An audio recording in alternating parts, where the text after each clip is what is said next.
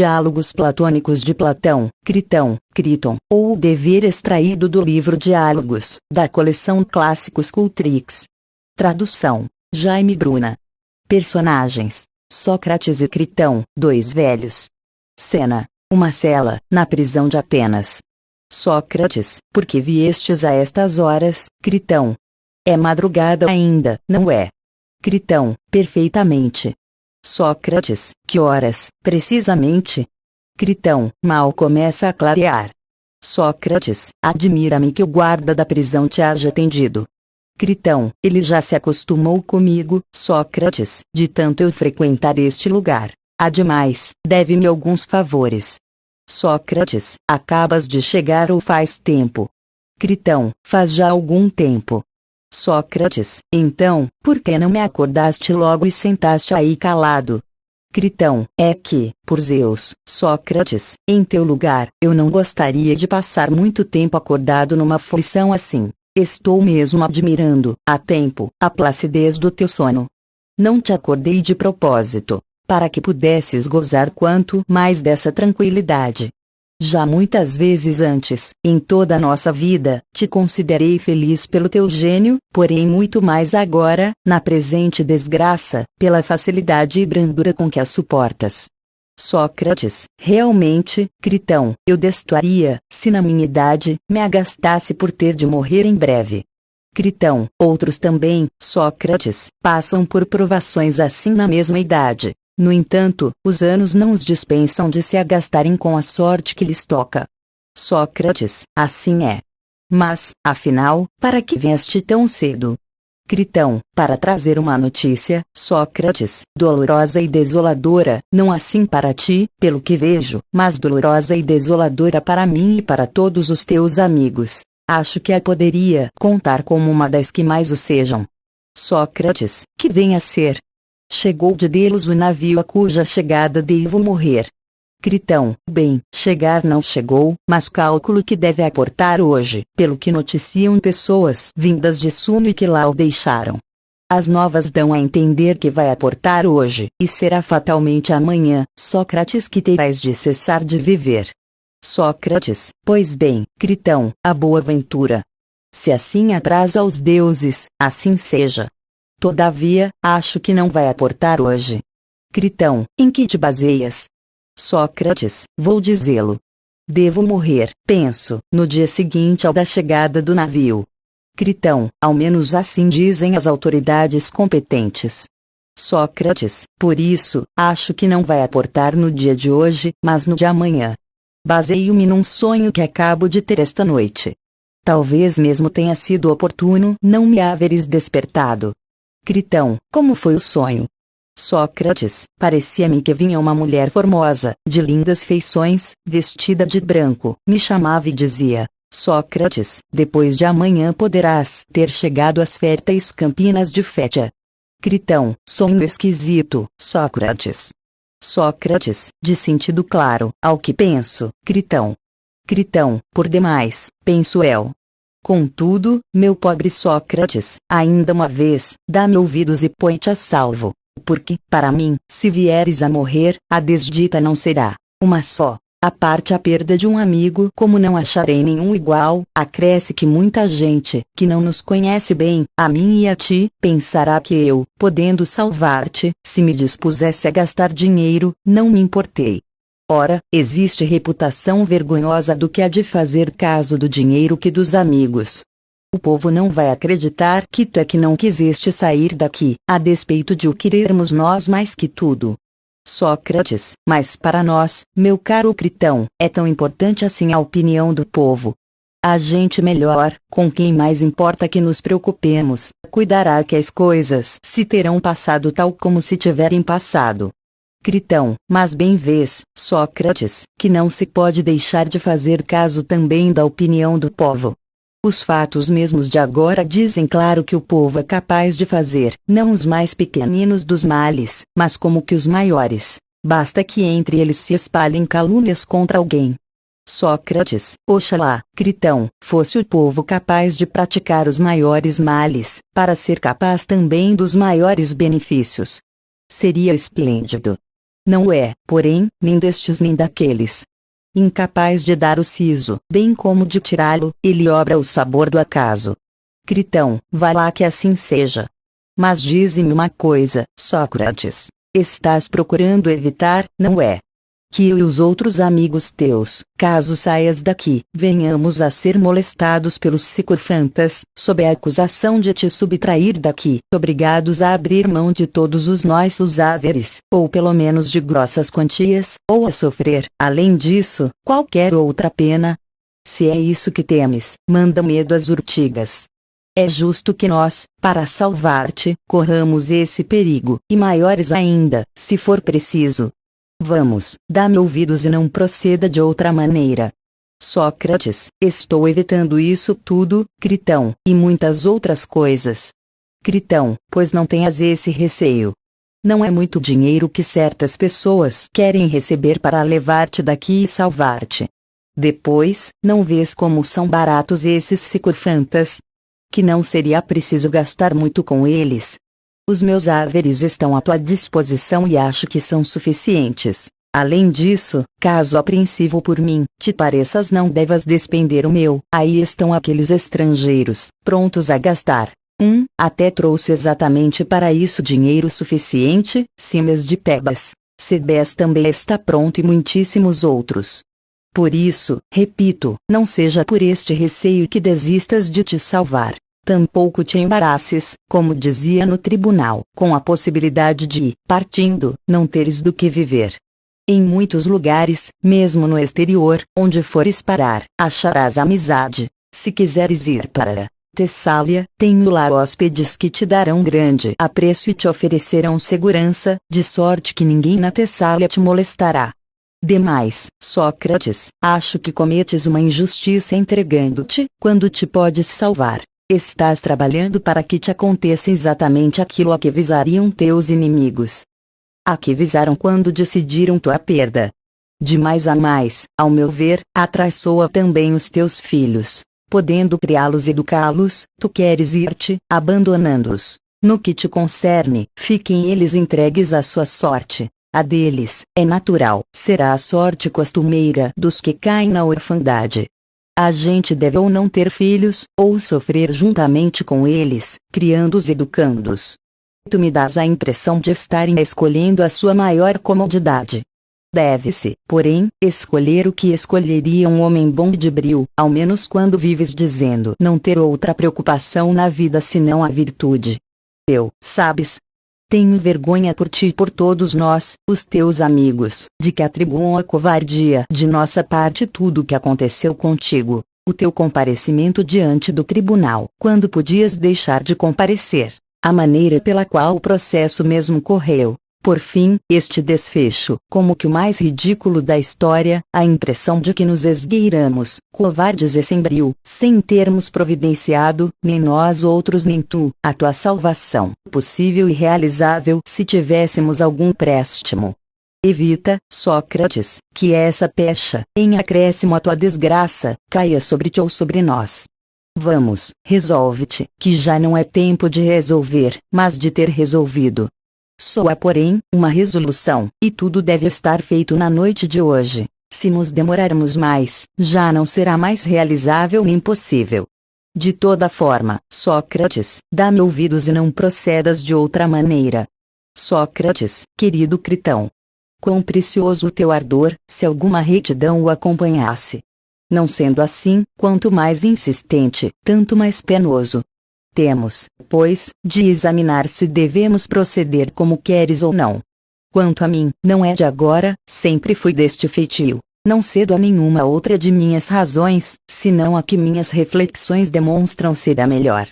As razões que alegava no passado, não as posso enjeitar agora em vista de minha sorte presente. Elas se me apresentam como que inalteradas. São as mesmas de antes as que estou respeitando e acatando. Se nestas conjunturas, não temos outras melhores para alegar, fica certo de que não cederei absolutamente a tuas instâncias. Ainda que, com mais ameaças que as atuais, nos acene o poderia da multidão, como a crianças, com o espantalho das prisões, mortes e confisco de bens.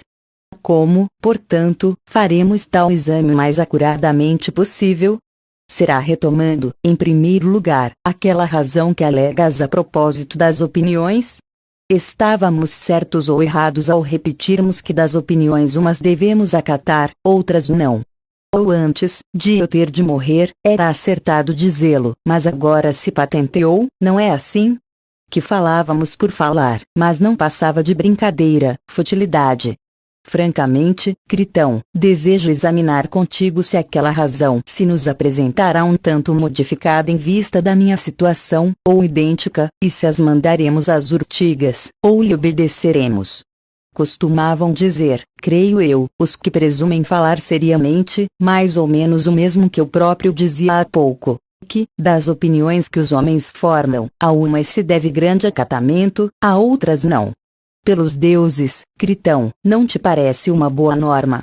Porque tu, tanto quanto alcançam as previsões humanas, não estás em vias de morrer amanhã, nem poderia ser abalado o teu juízo pela adversidade presente. Portanto, reflete. Não achas acertado dizer que nem a todas as opiniões dos homens se deve acatamento, mas a umas sim e outras não? E não as de todos, mas as de uns sim e as de outros não. Que dizes? Não é com razão que se diz isso? Critão, é com razão. Sócrates, logo, acatar as boas, não as ruins. Critão, perfeitamente. Sócrates, boas não são as dos judiciosos, ruins, as dos sandeus. Critão, como não? Sócrates, ora bem, em que sentido se faziam tais distinções? Um homem que pratica a ginástica e segue aquela norma dá atenção ao louvor, à censura, ao parecer de toda a gente ou somente ao de quem porventura é médico ou instrutor de ginástica? Critão, só ao deste. Sócrates, assim, deve temer as censuras e folgar com o louvor da único e não da multidão. Critão, evidentemente. Sócrates, deve, não é assim? Conforme as suas práticas, seus exercícios, sua alimentação, sua bebida, somente com a opinião do mestre entendido, de preferência de todos os demais juntos. Critão, assim é. Sócrates, bem. Se desobedece àquele único, se desacata ao seu parecer e ao seu louvor, para atender ao que diz a multidão que de nada entende, não sofrerá nenhuma consequência ruim? Critão, como não? Sócrates, qual é essa consequência ruim? Que extensão tem onde atinge o desobediente? Critão, está-se vendo que no corpo, porque é este que ele arruína. Sócrates, dizes bem. Portanto, Critão, para não passarmos tudo em revista, contudo mais se dá o mesmo. Agora, quando ao justo e ao injusto, ao freio e ao belo, ao bem e ao mal, objetos desta nossa deliberação, devemos nós seguir a opinião da multidão e temê-la, ou a do único, se algum existe, entendido, a quem devemos respeitar e temer mais do que a todos os demais juntos? Se não obedecermos ao qual, corromperemos e danificaremos aquilo que melhora com a justiça e se arruína com a injustiça? Ou isto não tem cabimento? Critão, acho que tem, Sócrates. Sócrates, ora, pois, se aquilo que melhora com um regime saudável e se corrompe com um regime insalubre nós arruinarmos obedecendo à opinião que não é dos entendidos, é-nos possível viver com essa parte arruinada? É ao corpo que nos referimos, ou não? Critão, sim. Sócrates, então, é-nos possível viver com um corpo em más condições, arruinado? Critão, de modo nenhum. Sócrates, podemos, porém, acaso viver depois de arruinar aquela parte que a injustiça danifica e a justiça beneficia? Ou considerarmos de menos valor que o corpo, aquela parte de nosso ser, seja qual for, com que se relaciona a injustiça e a justiça? Critão, de modo nenhum. Sócrates, de maior valor, então? Critão, muito maior. Sócrates, logo, meu excelente amigo, não é absolutamente com o que dirá de nós a multidão que nos devemos preocupar, mas com o que dirá a autoridade em matéria de justiça e injustiça, a única, a verdade em si. Assim sendo, para começar, não apontas o bom caminho quando nos prescreves que nos inquietemos com o pensamento da multidão a respeito do justo, do belo, do bem de seus contrários. A multidão, no entanto, dirá alguém, é bem capaz de nos matar. Critão, isso é claro, Sócrates, haverá quem diga. Sócrates, de certo. Mas, meu admirável amigo, essa razão que acabamos de rever ainda me parece substancialmente a mesma de antes. Examina também se continua de pé para nós este outro princípio, que não devemos dar máxima importância ao viver, mas ao viver bem. Critão, continua. Sócrates, e que viver bem, viver com honra e viver conforme a justiça é tudo um, continua de pé, ou não? Critão, continua. Sócrates, por conseguinte, partindo desses princípios nos quais concordamos, devemos averiguar se é justo que eu tente sair daqui sem permissão dos atenienses, ou injusto. Se provar que é justo, tentemos. Se não, desistamos. As considerações que aduzes, de dispêndio de dinheiro, reputação, criação de filhos, Critão, cuidado não sejam na realidade especulação próprias de quem, com a mesma facilidade, mataria, e se pudesse, ressuscitaria, sem nenhum critério a saber, a multidão. Nós, porém, pois que assim reside a razão, não sujeitemos à consideração nada além do que há pouco dizíamos. Se será procedimento justo dar dinheiro aos que me vão tirar daqui, suborná-los, nós mesmos promovendo a fuga e fugindo, ou se, na verdade, procederemos com injustiça em todos esses atos, se provar que cometeremos injustiça, não será absolutamente mistério indagar se devo morrer, ficando quieto aqui, ou sofrer qualquer outra pena, antes do que praticar uma injustiça. Critão, acho que falas com acerto, Sócrates. Vê, pois o que devemos fazer. Sócrates, vejamo-lo juntos, meu caro, e se puderes de algum modo refutar-me, refuta-me e te obedecerei. Se não, cessa desde logo, meu boníssimo amigo, de insistir no mesmo assunto, de que preciso sair daqui contrariando os atenienses, porque dou muita importância a proceder com o teu assentimento e não mau grado teu. Vê, pois, se te parecem satisfatórios os argumentos básicos deste exame e procura responder a minhas perguntas com a maior sinceridade. Critão, pois não, procurarei. Sócrates, asseveramos que não se deve cometer injustiça voluntária em caso nenhum, ou que em alguns casos se deve, e noutros não. Ou que de modo algum é bom nem honroso cometê-la, como tantas vezes no passado conviemos. E é o que acabamos de repetir. Porventura, todas aquelas nossas convenções de antes se entornaram nestes poucos dias e, durante tanto tempo, Critão, velhos como somos, em nossos graves entretenimentos não nos demos conta de que nada diferíamos das crianças. Ou, sem dúvida alguma é como dizíamos, quer o admita a multidão, quer não. Mas, ainda que tenhamos de experimentar momentos quer ainda mais dolorosos, quer mais suaves, o procedimento injusto, em qualquer hipótese, não é sempre, para quem o tem, um mal e uma vergonha. Afirmamos isso ou não? Critão, afirmamos. Sócrates, logo, jamais se deve proceder contra a justiça. Critão, jamais, por certo. Sócrates, nem mesmo retribuir a injustiça com a injustiça, como pensa a multidão, pois o procedimento injusto é sempre inadmissível. Critão, parece que não. Sócrates, e daí? Devemos praticar maldades ou não? Critão. Critão, não devemos, sem dúvida, Sócrates. Sócrates, adiante. Retribuir o mal que nos fazem é justo, como diz a multidão, ou injusto? Critão, absolutamente injusto. Sócrates, sim, porque entre fazer mal a uma pessoa e cometer uma injustiça, não há diferença nenhuma. Critão, dizes a verdade. Sócrates, em suma, não devemos retribuir a injustiça, nem fazer mal a pessoa alguma, seja qual for o mal que ela nos cause. Cautela, porém, Critão, ao admitires esses princípios, não o faças em contradição com o teu pensamento, pois sei que essa opinião é e será de alguns poucos. Entre os que a adotam e os que a repelem não existe um ânimo comum, fatalmente se aquerirão mal uns aos outros, ao verem os propósitos uns dos outros. Portanto, considera muito bem tu se comulgas a minha opinião, se concordas comigo e se nossa deliberação partirá do princípio de que jamais é acertado cometer injustiça, retribuí-la, vingar pelo mal que fazemos o mal que nos fazem, ou se diverges e não coparticipas do princípio. Quanto a mim, essa é a opinião minha antiga, que ainda agora manteno.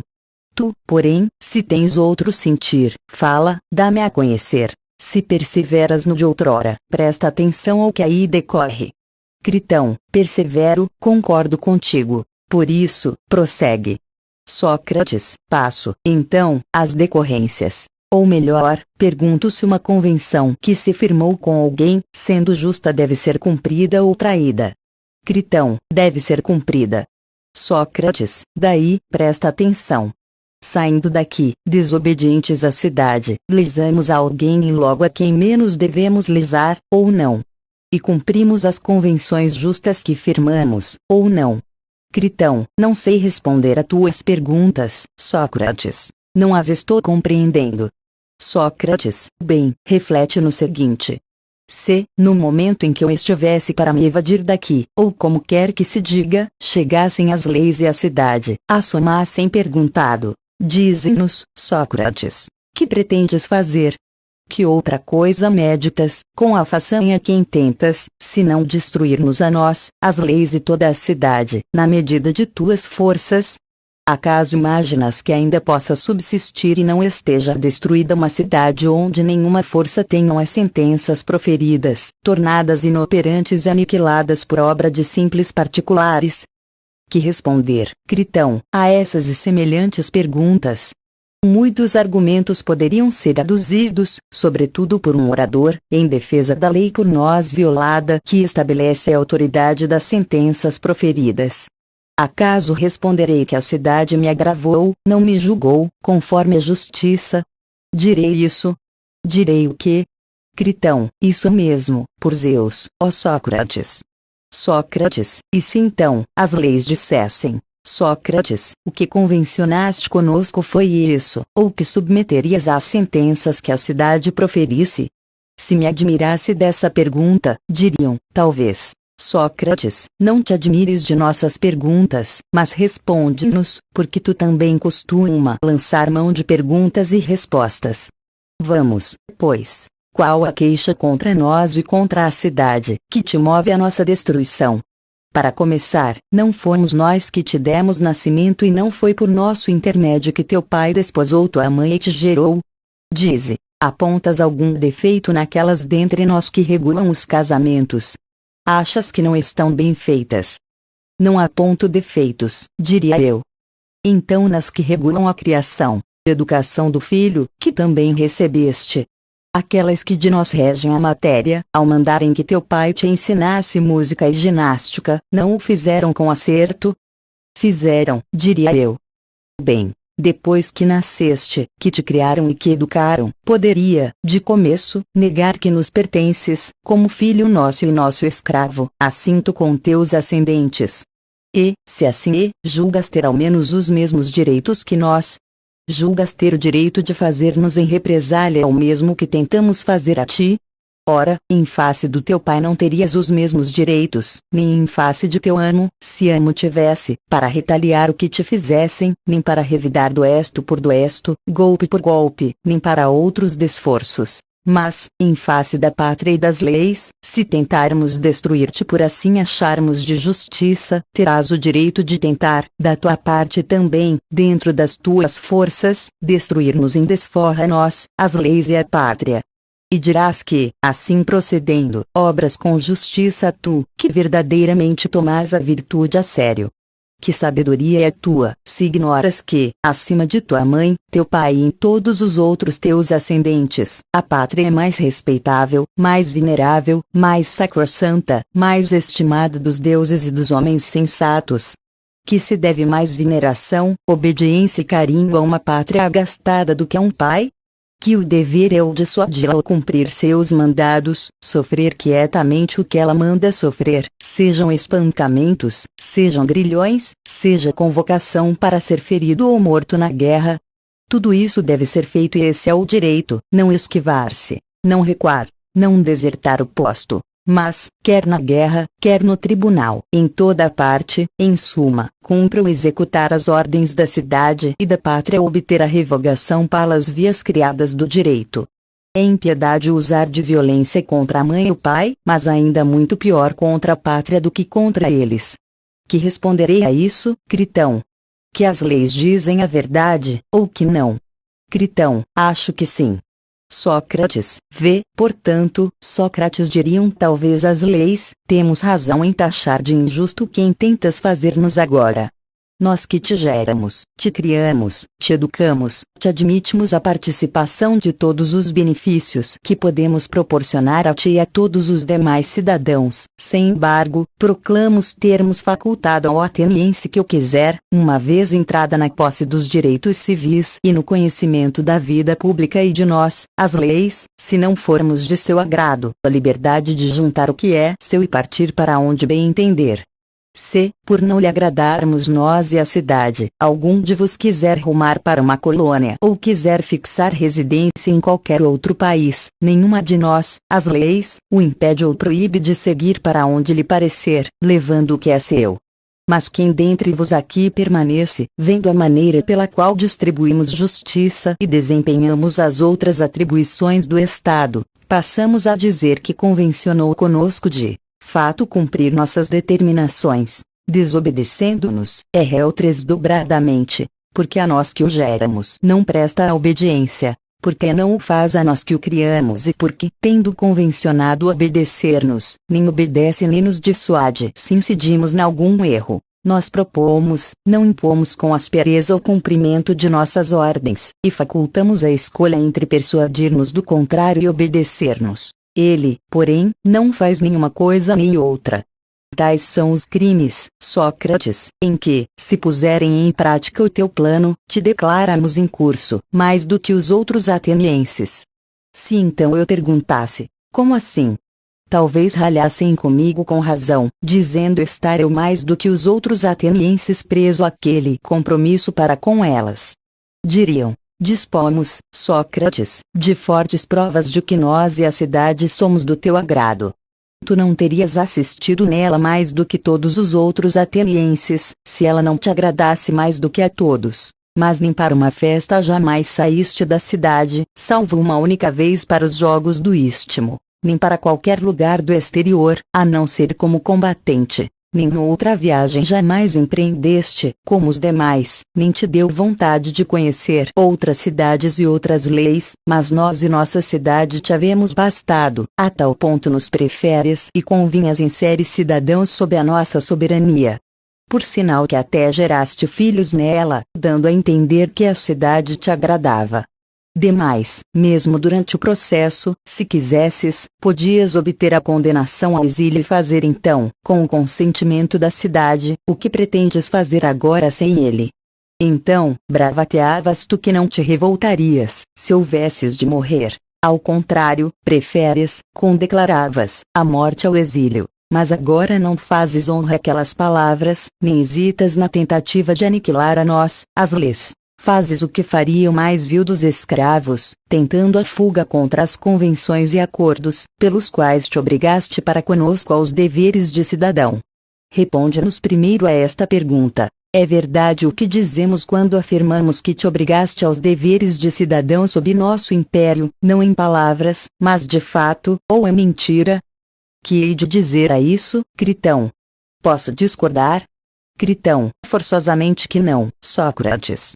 Sócrates, que fazes, diriam, se não landear as convenções e acordos que conosco firmaste sem coação, sem engodo, sem a urgência de resolver em tempo exíguo, mas através de 70 anos, durante os quais te era facultado emigrar, se nós te desprazíamos e se descobrisses serem injustas as convenções? Mas tu não preferiste nem Esparta nem Creta, que vives dizendo dotadas de boas leis, nem qualquer das outras cidades, gregas ou estrangeiras. Daqui não te afastaste mais do que os coxos, os cegos e outros mutilados, tanto, mais do que aos outros atenienses, te agradava a cidade, bem como nós, as leis, evidentemente, pois a que agradaria uma cidade com exceção das leis? Agora, porém, não é. Não mantens os compromissos. Sim, Sócrates, tu os manterás, se nos atenderes, e não te sujeitarás ao ridículo de abandonar a cidade. Vamos, reflete, landeando os compromissos e cometendo semelhante falta, que benefício trarás para ti e para teus amigos? que teus amigos também correrão o perigo serem exilados e privados de cidadania e de seus bens, está fora de dúvida. Quanto a ti, para começar, se partires para uma das cidades mais próximas, digamos Tebas ou Megara, que ambas têm boas leis, ali entrarás, Sócrates, como inimigo de suas instituições. Todos quantos zelam por suas cidades te olharão de través, como um destruidor das leis. Consolidarás a reputação de teus juízes, de sorte que pareçam haver-te julgado escorreitamente, porque todo violador das leis bem pode ser tido como corruptor dos jovens e dos levianos. Ou acaso evitarás as cidades de boas leis e os homens mais morigerados? E valerá a pena viveres com esse comportamento? Ou entrarás em contato com eles e discorrerás, sem acanhamento, sobre o que, Sócrates? Sobre os teus assuntos daqui. Sobre o supremo valor que tem para a humanidade a virtude, a justiça, assim como a legalidade e as leis? E não achas que o papel de Sócrates se manifestará indecoroso? Tens de achar. Admitamos que, afastando-se desses lugares, vás para Tessália, para junto dos hóspedes de Critão, porque lá sobeja a desordem e a licença, e quiçá gostariam de te ouvir contar como foi cômica a tua fuga da prisão, em travesti, metido num surrão de couro ou noutro disfarce habitual dos evadidos, e dissimulando esse jeito que é teu.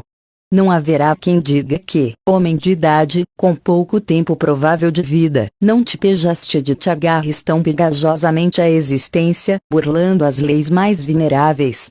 Talvez, se não magoares a ninguém, caso contrário, irás ouvir, Sócrates, indignidades incontáveis.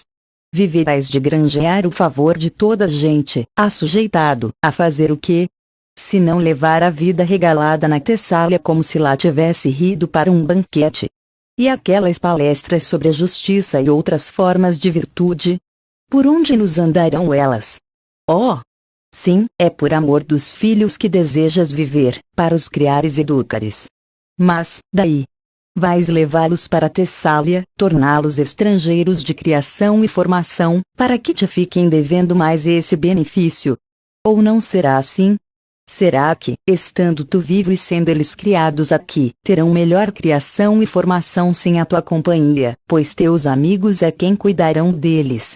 Então, se partires para Tessália, eles cuidarão, mas não hão de cuidar se partires para o Hades. Se tem algum préstimo deveras os que protestam, a amizade, has de admitir que sim. Não, Sócrates. Ouve-nos a nós que te criamos. Não sobreponhas a justiça nem teus filhos, nem tua vida, nem qualquer outra coisa, para que, chegado ao Hades, possa alegas todas essas justificações perante os que lá governam. Está claro que, com aquele procedimento, aqui não será melhor, nem mais justo, nem mais pio, para ti nem para nenhum dos teus, nem lá será melhor, quando tiveres chegado. Presentemente, partirás, se partires vítima de injustiça, não nossa, das leis, mas dos homens. Se, porém te evades, retribuindo assim vergonhosamente a injustiça, o dano com o dano, logrando próprios compromissos e acordos conosco, em detrimento daqueles a quem menos devias lesar, de ti próprio, de teus amigos, da tua pátria e nosso, nós, enquanto viveres, estaremos indignadas contigo e, lá embaixo, nossas irmãs, leis do Hades, não hão de te acolher com benevolência, sabedoras do que nos procuraste arruinar na medida de tuas forças. Oh! Não! Não possa mais Critão persuadir-te a fazer o que ele dirá com mais força do que nós. Essa recriminação, Critão, meu querido companheiro, fica certo, parece-me que as estou ouvindo, tal como aos coaribantes parece estarem ouvindo o som das flautas. É a ressonância mesma dessas palavras que zumbi no meu íntimo e não me deixa ouvir a outrem. Por isso, acredita-me, tanto quanto creio agora, o que disseres em sentido diverso, di-lo-ás em vão. No entanto, se esperas algum resultado, podes falar. Critão, não, Sócrates. Não tenho o que dizer. Sócrates, então desistem. Critão, procedamos daquela forma, porque tal é o caminho por onde a divindade nos guia. Datilografado por Miguel Duclos, para a Consciência Homepage http://www.consciencia.org